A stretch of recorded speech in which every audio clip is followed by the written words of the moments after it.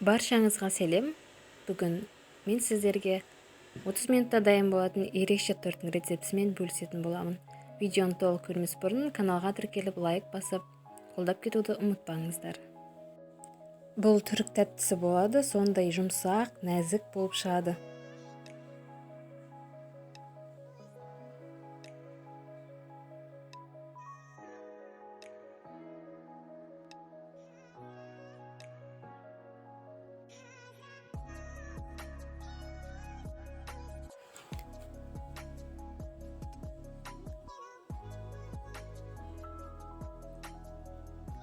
Алдымен 2 жұмыртқамызды жарып ыдысымызға салып аламыз. Одан кейін қантымызды саламыз. Миксерлеп аламыз екеуін. Екінші бір ыдысымызға какао мен ыстық суды құйып араластырамыз.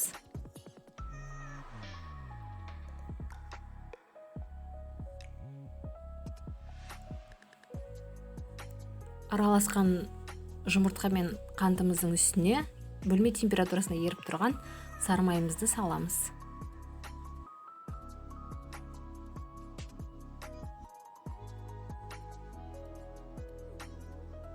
Және жаңағы сұйық какаомызды осылай үстіне құямыз да разрыхлитель және де ұнды салып араластырамыз.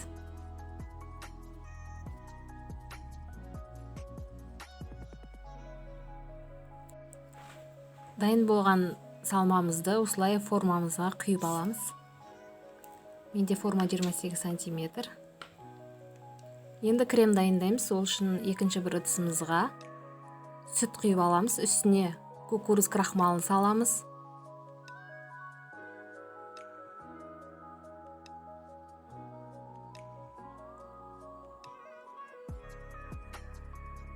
Және де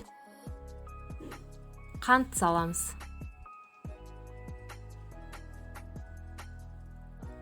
Және үстіне 10 грамм ұнымызды саламыз. Бөлме температурасында жұмсақ болып тұрған сары майымызды құямыз. Араластырамыз. Отқа қоюланғанша қайнатып аламыз. Міне біздің коржымыз пісті. Суытып қоямыз да, суығаннан кейін осылай шпажканың көмегімен арасын тесіп аламыз. Осылай форма қойып істесеңіздер болады. Коржымыз жақсылап суығаннан кейін үстіне пропитка құямыз. Пропиткаға мен сүт пен какаоны қостым. Осылай қасықпен арасына құйып шығамыз.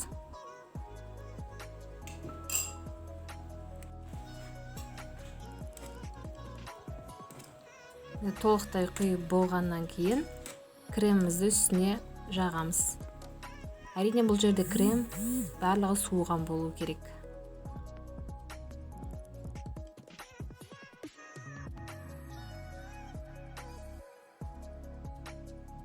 Осындай дәмді қоймалжың крем шығады. Видеодағыдай бетін тегістеп шығамыз. Және бетіне шоколадты ганаш жасаймыз. Ол үшін бізге сүт пен қара шоколад керек. Осылай майдалап салғаннан кейін микроволновкаға ерітіп аламыз.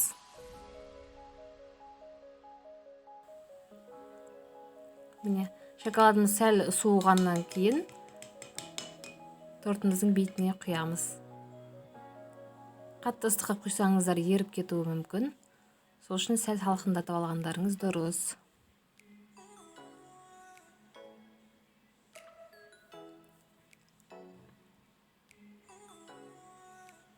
Тортымыздың бетін тегістеп, тоңазытқышқа 1-2 сағатқа қойып қоямыз.